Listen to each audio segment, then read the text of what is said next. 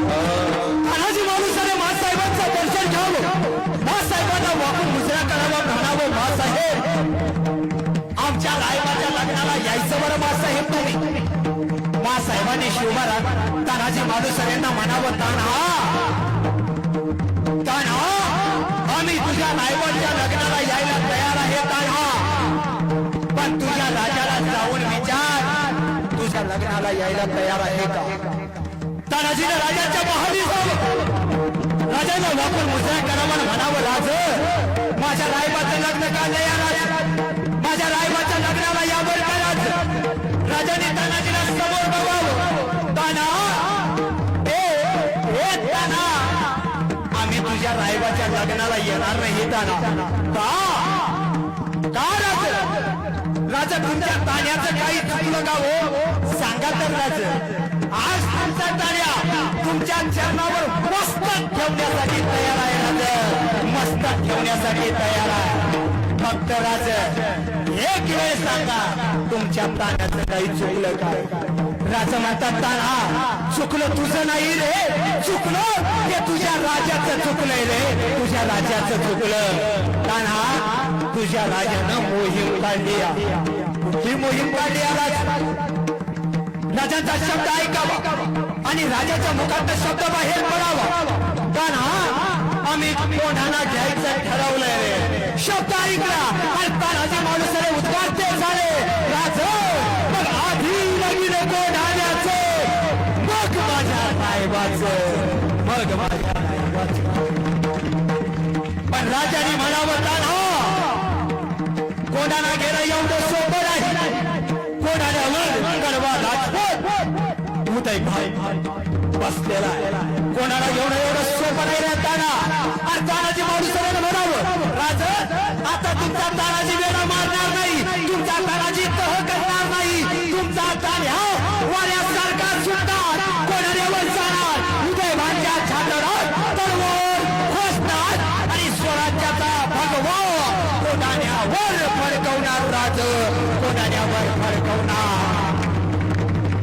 तानाजीने राजाच्या समोर यावं, तानाजीला गळा भेट द्यावी, मानाची वस्त्र तानाजीला दिली होती. रात्रीची वेळ झाली, तानाजी मालुसरे निघाले. सूर्याची मालुसरे सोबत आले, 500 मावळे तानाजीला सोबत घेतले आणि सह्याद्रीच्या दऱ्या खोऱ्यातून तानाजी मालुसरे निघाले. हर हर महादेवची गर्जना झाली होती. सह्याद्रीच्या कड्या कपाऱ्यातून जात असताना वाघाच्या टरकाईचा आवाज कानावर पडत होता.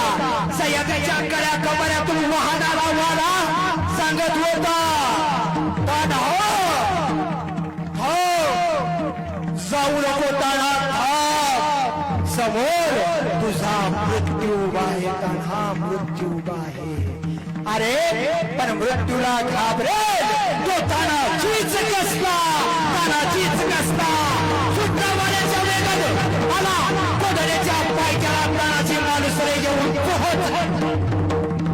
वाट आली, कोणागिरीचा कडा खालून आला तर वारा आणि वरून आला तर फक्त पाऊस.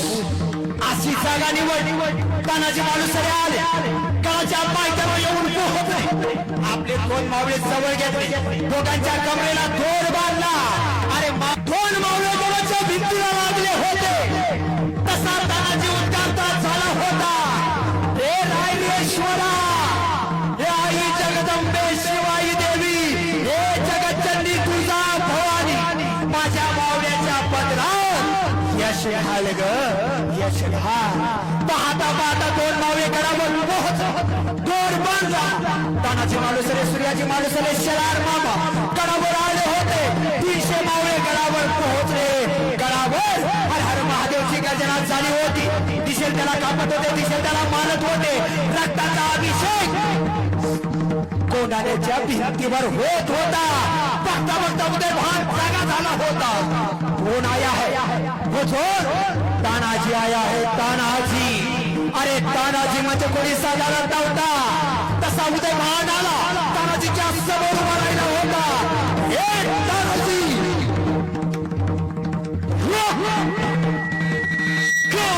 जान गवा रहा है, कौन बैठा है तेरे अंदर? तानाजी ने म्हणावं, हे उदय भान, हम हाथ वाद गुंतवू नको लढ आमच्या सोबत. अरे म्याला तर तलवारी उपसल्या होत्या, दोघे एकमेकांवर तुटून पडली होती, रक्त रक्त गडावर उडत होत. एकाच्या अंगात यमाच्या रेड्याचं बळ होत, दुसऱ्याच्या अंगात इंद्राच्या ऐरावताचं बळ होत. लढत होते, झुंज देत होते. एकाला गड घ्यायचा होता, एकाला गड घेऊ घ्यायचा नव्हता. फक्त उदय भान आणि तानाजी तानाच्या पणानं लढत होते. उदय भानचा एक वार तानाजीच्या छातीत पडला. तानाजीची ढाल तुटली, वार वरणी बसला, पण तानाजी पळायला तयार नव्हता. स्वतःचा तिने तोच सोडला, आपल्या डाव्या हातावर उडाला. उदय भानचा वार आपल्या डाव्या हातावर झेलत होता, पण दुर्दैव तानाजीचं, उदय भानचा वार तानाजीच्या वरमी बसला. तानाजी रट्याच्या धारोळ्या पडले, पडता पडतो तानाजीची तलवार उदय भानच्या हातात घुसली. दोघही रक्ताच्या धारोळ्यात पडले.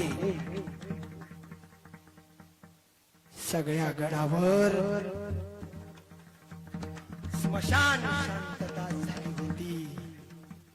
सुभेदार पडलो शब्द ऐकला मावळ्यांनी, आणि सगळेच्या सगळे मावळे माघार पळायला लागले होते. ज्या ठिकाणी दोर बांधला होता त्या दोराच्या जवळ जावं, दोराला पकडून खाली उडी मारावी. तसा सूर्याजी समोर आला. ए घरातो, अरे पळता कुठं? काय उत्तर द्याल साहेबांना? काय उत्तर द्याल आपल्या राजाला? तुमचा सुभेदार खाली पडलाय म्हणून माघारी आलात. अरे उड्या टाकून मरण्यापेक्षा लढवून मरा रे, लढवून मला. अरे सुटले मराठे मग तलवारी उपसल्या. पुन्हा हर हर महादेवची गजरात झाली होती. सुटलेले एकाला कापत होते. उदय भान पडला होता. मराठ्यांनी कोडाणा घेतला. कोडाण्यावरची गवताची गंज पेटवली आणि अग्नीचा भगवा कोडाण्यावर फडकवला.